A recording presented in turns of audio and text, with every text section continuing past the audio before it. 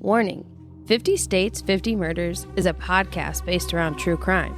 Please be advised of the horrific details of murder, abuse, and sexual assault, occasional adult language, as well as brief humor. Buckle up and enjoy the ride. A printing mogul executed in his own home. His wife shot and left for dead. His mother-in-law killed without mercy. A business dispute or something darker? Behind it all, mob ties, greed, and professional hitmen flown in from out of the state. And when the dust settled, the final twist came years later in a parking lot far from Arizona. This week, we're heading to the deserts of Arizona, where murder isn't always personal. Sometimes it's just business.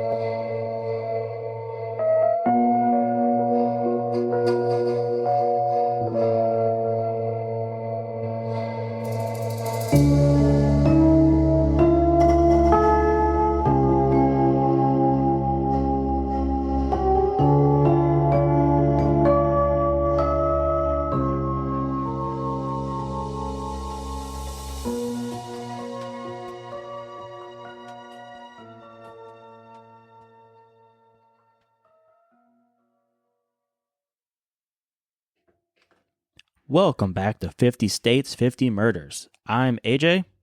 I'm Sarah, and this is a podcast taking you, the listener, on an auditory road trip across all 50 states, While we discuss 50 different murders. Thanks for tuning in to episode 32, where we head to Arizona. Home to sprawling deserts, postcard sunsets, and apparently plenty of secrets hiding just beneath the surface. This week, we're headed back to Phoenix in the early 80s, where a murder-for-hire plot turned deadly, a business dispute became bloodshed, and what looked like a robbery gone wrong turned into a case with mob ties, multiple murderers, and a courtroom drama for decades. This is a story about power, greed, and betrayal. It left plenty of victims, both in the house that night, as well as far beyond it. So let's go ahead and talk numbers. Because behind the beauty of Arizona, there's blood. According to the most recent FBI data, Arizona ranks 13th in the nation for murder rate, with approximately 7.5 murders per 100,000 residents.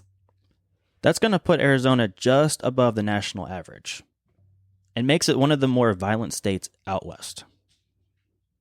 Big cities like Phoenix and Tucson push those numbers up, but there's darkness in the small towns too, the kind that doesn't always make the headlines. Let's learn a little bit more about the state that we're in this week, Arizona. Their official nickname, the Grand Canyon State. Kind of obvious, right? Yeah, it's pretty obvious. Okay. But here's the history. The Grand Canyon has been a symbol of Arizona since long before statehood. Massive, ancient, carved by time, and still full of mystery.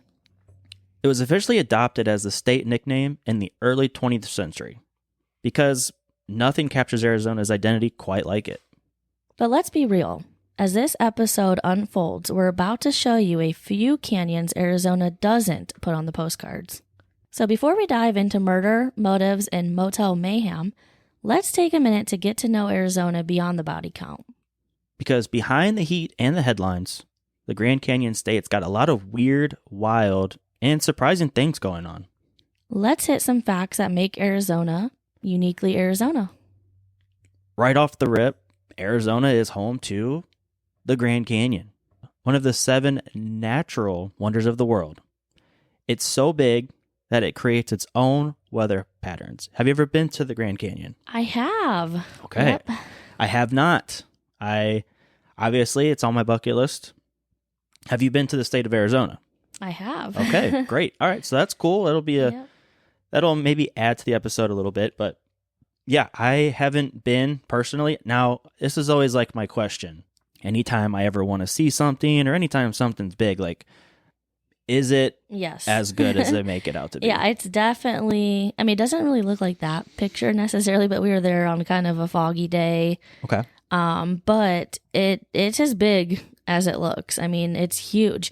And I feel like I was just like in awe the entire time. And it was kind of scary too, because we wanted to get our cute little pictures on like the edge, and it was kind of terrifying, but it's really cool. I guess you can even camp there. That'd be cool. And stuff like that. So that would be kind of interesting. Big camper. So that's cool. Mm-hmm. All right. Yeah. Arizona, home to the Grand Canyon. What else do we got? Arizona has more certified dark sky communities than any other state, which is perfect for stargazing and UFO spottings. Arizona is renowned as a hotspot for UFO sightings in the United States. According to the National UFO Reporting Center, Arizona ranks 4th nationally. Between 2000 and 2023, Maricopa County, which includes Phoenix, recorded about 56 UFO sightings per 100,000 residents, surpassing the national average of 34.3 per 100,000. Okay, I thought this was interesting. I can honestly say I've never seen the Grand Canyon, and I don't ever recall a time where I've ever seen a UFO. Yeah. So I could kind of check off 2 birds with 1 stone on my bucket list. I can see the Grand Canyon, and maybe I get to see a UFO. Have you ever seen a UFO? I don't think so. Not that you can recall. Okay. So yeah, you're out in Arizona. A lot of people just happen to see those unidentified flying objects flying above them. Arizona is the only U.S. state that doesn't observe daylight savings time. Except for the Navajo Nation, the whole state just says, nah, I'm cool on that. And they just stay on standard time. Pretty jealous of this. I wish we all followed Arizona's lead on this one. It's silly. It's not needed. And Arizona doesn't need to do it. I don't think any of us need to do it.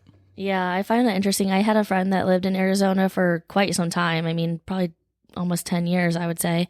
And, well, not 10 years. Well, maybe. For a while. And it was always hard to know when to call her, right? Because I'm like, I know she's on a time difference, I think. But maybe it's not as much of a time difference as I think. It's crazy. So now, just because Arizona has stunning skies and jaw-dropping views doesn't mean the laws aren't a little baked under the desert sun. So here are 3 unique laws that'll have you saying, only in Arizona. First up, it is illegal to let a donkey sleep in a bathtub. Okay, interesting. There must be a backstory. So back in the 1920s, a rancher in Kingman allowed his donkey to sleep in an old bathtub. One night, a dam broke, flooding the area and washing the donkey, which was still in the bathtub, miles away. The town invested significant resources to rescue the animal, leading to a law prohibiting donkeys from ever sleeping in bathtubs. Interesting law, but I do appreciate a reasoning for why this is why it is. Okay, that makes sense. We wasted, I don't want to say we wasted. We invested a lot of money trying to save this donkey's life, and we don't want to do it again. So, don't let your donkey sleep in the bathtub. Number 2, cutting down a saguaro cactus can lead to prison time. So the saguaro cactus, it's an iconic symbol to the American Southwest. It's protected under Arizona law. And damaging or removing one of these guys without a permit is a felony offense, potentially resulting up to 25 years in prison. Crazy, there's less time given to murderers sometimes. 25 years for cutting down a cactus. The strict protection underscores the cactus's ecological and cultural significance in Arizona. And last up, we have number 3, don't feed garbage to pigs without a permit. So in Arizona, feeding garbage to pigs is regulated to prevent health hazards. Individuals must obtain a permit to do so, ensuring that the pigs are not exposed to harmful waste. However, if you're feeding household garbage to pigs raised for personal use, you're exempt from this requirement. Interesting. So, I mean, basically, they're just garbage disposals. They pretty much eat anything, everything. And I get that. It's like, if you're a farmer and you are raising pigs for the production of food. They don't want to, like, we're not trying to serve bacon to people who like consume trash. So, I mean, I get that for sure. But basically, if you're not a farmer and you just have a little pet pig, you're welcome to feed them whatever you want. So once you've made peace with the fact that your donkey cannot nap in the bathtub, or that some cactuses are basically treated like desert royalty, it might be time to hit the road and explore everything Arizona actually does want you to see. Here's our top list of things to do if you're brave enough to face the heat and the occasional rattlesnake. First up, I can't imagine what it's going to be, but go ahead. Number 1, we have visit the Grand Canyon. Okay. It's massive, iconic, and oddly humbling. Whether you take a hike, raft, or honestly, like I did, stand at the edge and feel very small. It's definitely a must-see. Honestly, a lot of the photos don't even do it justice. Just standing right on the rim, it truly doesn't feel real.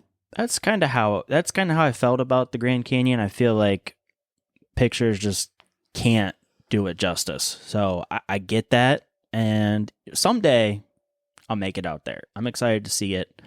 But yeah, I'll throw some of my photos on the edge of the Grand Canyon. Some personal photos into the old TikTok. Great. Yeah. All right. So up next, number 2, we have tour the town of Tombstone, home of the infamous OK Corral gunfight. Tombstone leans hard into its Wild West roots. You can walk the same dusty streets that Wyatt Earp and Doc Holliday once did, watch daily shootout reenactments, as well as visit Boot Hill Cemetery, where a lot of folks' luck ran out very fast. So just a old-timey, Wild Wild West kind of feel. Go to the saloon, see a shootout. I like that. I haven't ever been to something like that, so I think it'd be cool to check that off the list. Yeah. And last up, we have Wonder the Petrified Forest National Park. It looks like a desert, but it feels like a prehistoric graveyard. 200 million-year-old trees turned into rainbow-hued stone, stretching across a barren, silent landscape. Add in ancient fossils, and it's like stepping onto another planet. A shout out to the Petrified Forest. When I was back in high school, I had to do a report on the Petrified Forest. It's a forest of everything's dead. Petrified. Dead. I do want to kind of add one on here, if you don't mind. Yeah, what do we got? For sure. So one of my favorite things we did in Arizona was we rented these like dune buggy type things and drove them really fast in the Red Rocks. Oh, that'd be cool. And it was so much fun. I will put a little video, funny little video and some photos on TikTok. Perfect. It was one of my favorite things I've done on a lot of trips. Of course, for every stunning view and slice of history out there, Arizona, of course, has a darker side too. A side filled with jealous lovers, showgirls with secrets, and stories so bizarre you'd think the desert sun cooked them up. Let's go ahead and meet 3 of Arizona's most infamous murderers. And trust us, these cases are just as wild as the landscape that they come from. First up, we have a woman whose name became synonymous with betrayal, jealousy, and brutal violence. Oh, I remember this one so vividly. Jodi Arias. In 2008, she murdered her ex-boyfriend, Travis Alexander, in Mesa, Arizona. He was stabbed 27 times. His throat was slit ear to ear, and he was shot in the head just for good measure. Yeah, hey, just to be absolutely sure, one in the head. Arias tried to claim self-defense, but the evidence and her shifting stories painted a very different picture. Today, she's serving life without parole in an Arizona prison, still the subject of endless fascination as well as fury. Next up, a murder that sounds like it was ripped straight from a tabloid headline. We have Marjorie Orban. And Marjorie was a former Vegas showgirl, as well as a suburban housewife, and a cold-blooded killer. In 2004, she murdered her husband, Jay Orban, dismembered him, and stored his remains in plastic bins all throughout Phoenix. Why? Money and freedom. She wanted to cash in on his life insurance and pursue her other relationships without pesky marriage getting in the way. Yeah, hey, that's enough of that pesky marriage. Yeah. Marjorie's now serving life in prison at Perryville Correctional Facility, where glamour is definitely in short supply. And finally, a case so strange it almost sounds like science fiction. We have Scott Fowler. In 1997, he stabbed his wife, Yarmila, 44 times and drowned her in the family pool. Now, what could his defense possibly be? Well, Scott claimed that he was sleepwalking during the entire attack. The jury obviously didn't buy it. Fowler was convicted of first-degree murder in 2000 and is now serving life without parole at Arizona State Prison Complex in Florence. Sleepwalking defense or not, it's definitely one of the weirdest as well as most chilling cases to come out of the Valley of the Sun. Now, before we switch gears here, I wanted to talk about someone who was really significant in the Arizona community. And whether you want to quote unquote say he was murdered, killed, that's another day. But I just wanted to say Pat Tillman. If you don't know about Pat Tillman, dude was literally definition of a hero. NFL football player for the Arizona Cardinals. He had it made. He was doing his thing. And, back in the old times, World War I and II, a lot of our athletes were drafted, had to go away to leave the game they loved to go play sports. Well, Pat Tillman wasn't drafted. He willingly gave up his roster spot in Arizona to go overseas. And unfortunately, he was killed by friendly fire. Mm-hmm. What makes this so interesting, for me personally, big fan of conspiracy theories. Now, does that mean I believe in all of them? No. Do I believe in some of them? Yeah, I definitely believe in some of them. But this one, there's a lot of conspiracy behind it. So if you ever get a chance to check it out, he had a really big platform. And their conspiracy is somewhere along the lines of, his platform was almost too big. And they didn't necessarily want him to come back home and speak about the things that were seen, things that they were doing. And thus, some people claim that the friendly fire was on purpose. I'm not saying that. I'm just saying what the conspiracy is. But I had to make a quick mention of Pat Tillman because it is such a fascinating story. And he is a legend out in Arizona. Yeah, I will say that I am not typically a runner. I don't participate in a lot of races, but back in 2017 when I visited Arizona, that was one of the main reasons why we went, was a Pat Tillman race. They have a race every year that takes place in Tempe, Arizona. It's 4.2 miles because Pat Tillman was number 42. Yep. And it goes all kinds of different ways, and it actually ends on the 42-yard line at the stadium. Oh, wow. And it was really, really cool to see really cool. and do. It was definitely something that I would go back for at some point. That's awesome. I've actually never heard of that run before, so that's cool. I'm glad you got to experience that. Very cool. I like that. All right, so that's our 3 infamous Arizona murderers, as well as a little tip of the cap to old Pat Tillman, a true hero. Yep. All right, so let's go ahead and jump into our main case of the week. It was New Year's Eve in 1980, and across Phoenix, families were getting ready to celebrate. It's New Year's Eve. And for one of our main characters, William Redmond, who goes by the name Pat, so we'll be talking about Pat Redmond. For Pat Redmond, it wasn't always about parties or fireworks. Pat was a self-made man, a printing company co-owner, very well respected in the business community. He wasn't flashy or arrogant, though, by any account. He was hardworking, loyal, and family-focused. That family included his wife, Marylin, who had spent her life devoted to being a supportive partner as well as a loving mother. Marylin was warm, gentle, and very well liked in the neighborhood. And visiting for the holidays that year was Helen Phelps, Marylyn's elderly mother. Helen was a grandmother, known to be kind and soft-spoken. She had raised Marylin and spent much of her later years enjoying quiet family moments like this. The Redmond house was supposed to be filled with laughter that night. Instead, it became the scene of an unspeakable horror. At around 7 p.m., as the family relaxed inside, there was a knock at the door. The men on the other side weren't strangers to violence. Edward McCall Jr., a former Phoenix cop turned criminal, Murray Hooper, a feared Chicago enforcer, and William Bracey, another brutal mob associate. They entered easily, no struggle, just calculated with cold control. The family was bound and gagged, helpless in their own home. And then came the execution. Pat was shot in the head and brutally had his throat slashed. Helen, shot point blank without any hesitation. Marylin, shot in the head, but somehow she survived.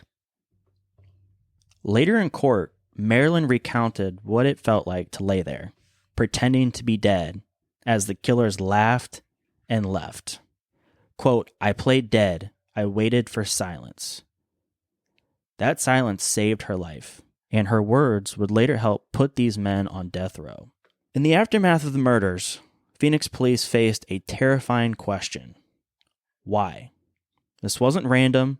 The brutality, the precision, the fact that nothing valuable was taken, it screamed of something much more.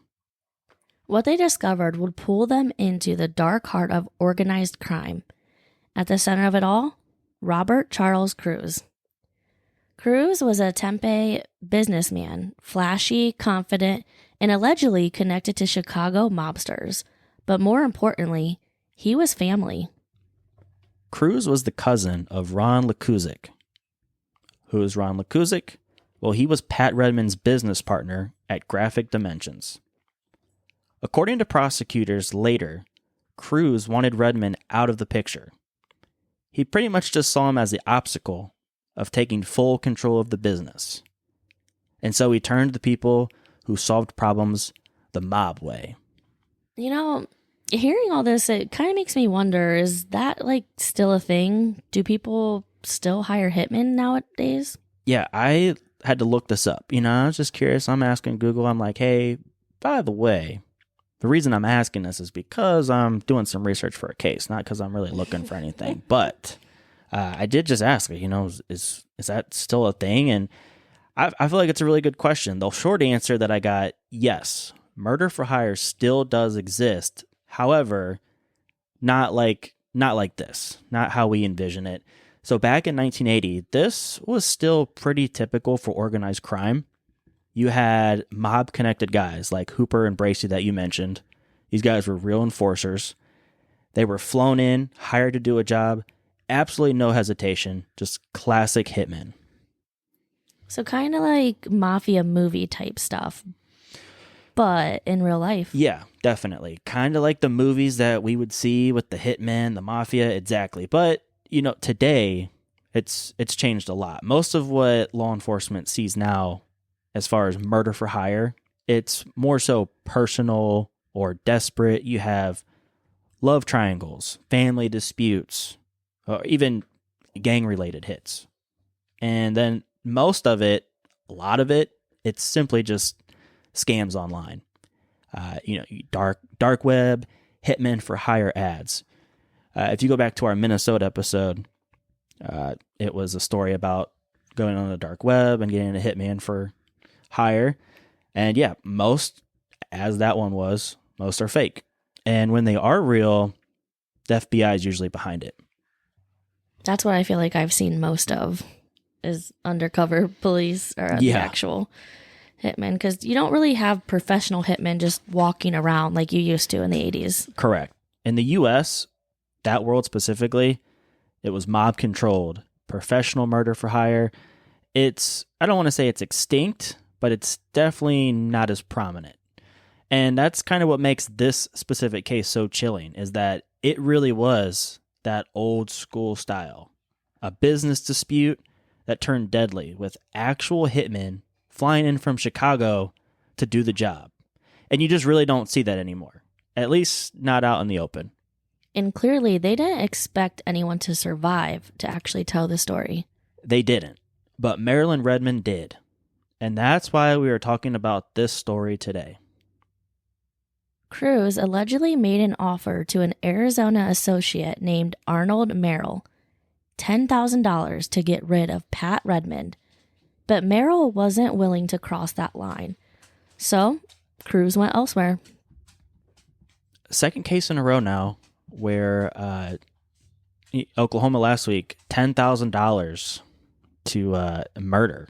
I think we both agreed, like, that's just nowhere near enough. Granted, this was the 80s. Yeah, so there's a time difference there, but $10,000 is probably way more back then than it is now, but even still, $10,000 to get the job done. And yeah, Arnold Merrill said, no, thank you. Thus, the job fell into the hands of Edward McCall Jr. McCall, already disgraced and desperate, assembled a crew. And that crew, he recruited Murray Hooper, a Chicago hitman already tied to multiple violent crimes, as well as William Bracey, another mob enforcer from Chicago. Merrill later testified that he helped set it all up, providing directions to Redmond's home and helping McCall connect with the Chicago men. I didn't want to be a part of it, Merrill later said on the stand, but they said it was going to happen, and I just knew too much. Okay, so it was offered to him. He said, nah, it's not enough money. But then he was like, you know what? I probably know too much. I probably should help just to kind of protect myself a little bit. The pieces were falling into place. You had Cruz, who was the alleged mastermind. You had McCall, the Arizona connection and houseman, as well as Hooper and Bracey. They were the muscle. And the plan was simple: invade, execute, and leave no witnesses. Sounds simple enough. The only problem is they did not count on Marylin, and her survival meant their plan had already started to fall apart before sunrise. With Marylin Redmond's miraculous survival and Arnold Merrill's shocking testimony, police as well as prosecutors wasted no time. The arrests, they came fast. So you had McCall, Hooper, Bracey, all charged capital murder. Robert Cruz, as well as Joyce Lakuzik, charged with conspiracy as well as murder for hire. And the evidence was overwhelming, or so it seemed at first. Marylin identified McCall and the others. Merrill connected Cruz directly to the hit. Phone records and mob connections painted a very clear picture of planning and payment. In 1983, the first round of justice came down. Edward McCall, sentenced to death. William Bracey, sentenced to death. William Hooper, sentenced to death. They killed him for money, pure greed, the prosecutor told the jury. But then things got murky. The charges against Joyce Lakuzik, the suburban wife accused of aiding the plot, triggered intense debate. Her first trial ended in conviction, but her defense fought back hard, accusing the state of relying on jailhouse snitches, presenting weak circumstantial evidence, and suppressing information. On appeal, Joyce won a retrial, and ultimately she was acquitted in 1985. I lost years of my life, and I was innocent, Joyce later told the media. Her story soon turned into the TV movie False Arrest, which I did happen to watch. Did you get a chance to watch it? I did not, but it's on Prime. It is on Prime, and I was doing a lot of research back and forth between what I was watching and what I was reading about. So basically, it's not a documentary. It's all about Joyce's side of things, her perspective, her point of view. And she kind of got thrown into this case. So let me backtrack a little bit and explain Joyce's role in everything. So we have Pat Redmond, who was the victim murdered at home. His wife shot but survived. His mother-in-law dead. So Pat's partner in business, He was a co-owner of the print shop. His partner, his wife is Joyce. Okay, so Joyce is the wife of the murder victim's partner. Hopefully that makes sense. I know it's kind of jumbled, but that's where we're at. So there was allegations because Robert Cruz was tied into the Lekusic family. There was allegations that Cruz kind of wanted in and he wanted a piece of the pie. He kind of put all this together, and there was some allegations that Joyce was more so helping Cruz out and plotting this entire murder. So anyways, fast forward back to where we were, but I just wanted to explain that's where Joyce comes into all this. So we have mob ties, money, alleged threats. Robert Cruz was the alleged mastermind, yet this case became one of the most tangled legal battles Arizona had ever seen. 5 separate trials, multiple convictions overturned for procedural errors. Witnesses recanted and claimed coercion. In 1995, Cruz's final trial ended in acquittal. The jury got it right, his defense attorney said. The prosecution's case was built on shaky witnesses and mob hysteria. But others didn't see it that way. We know he was behind it, prosecutors said. We just couldn't make it stick anymore.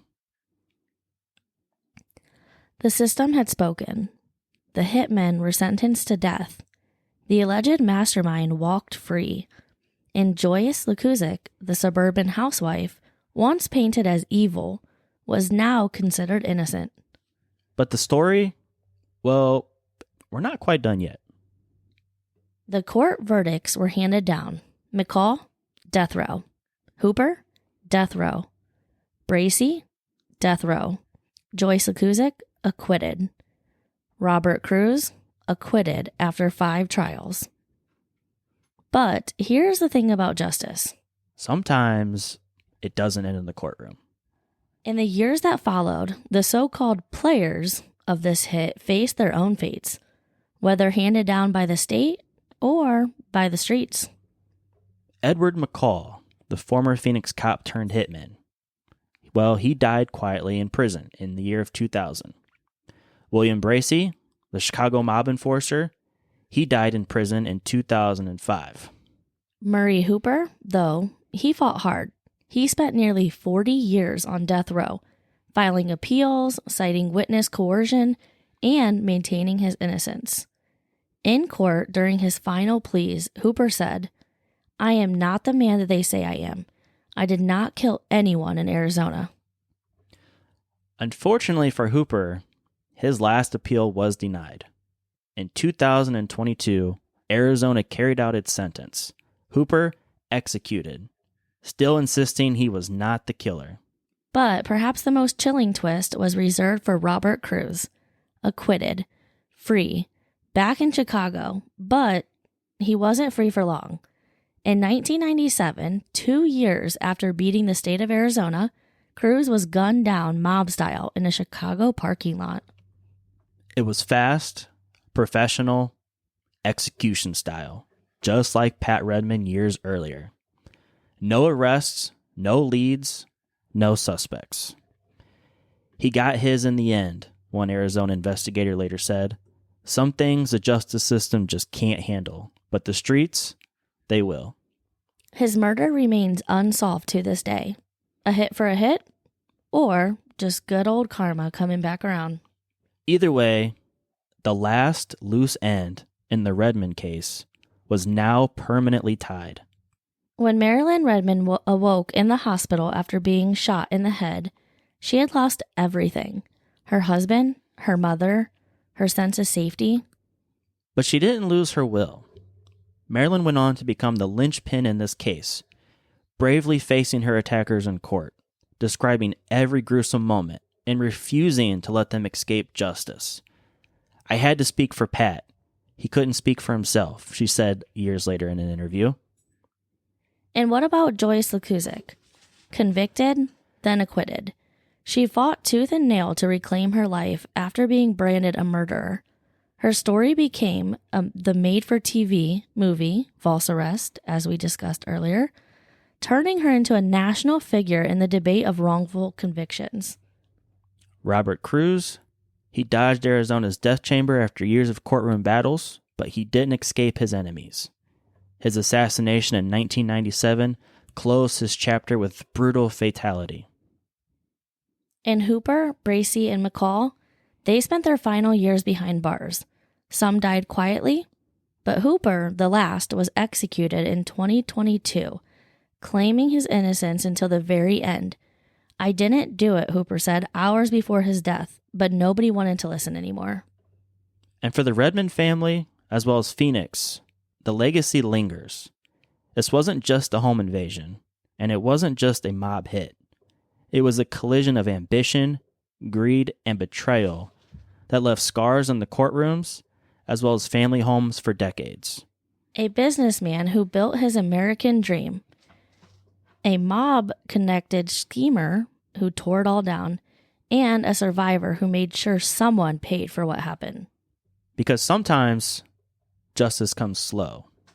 Sometimes it never comes. And sometimes it shows up long after the courtrooms have emptied.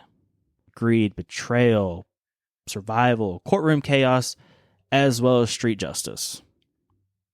Yeah, and this wasn't just some random act of violence.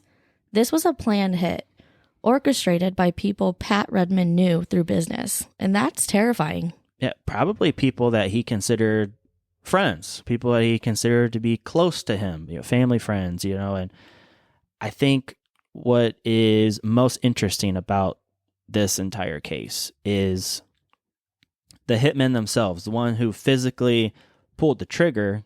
Yes, they did their time, but the person who put it all together didn't have to serve time. And I just thought that was pretty interesting that you could escape free after putting that all together. I mean, as we mentioned, he eventually he got what was coming to him at the end, mob style, which is almost like everything coming full circle.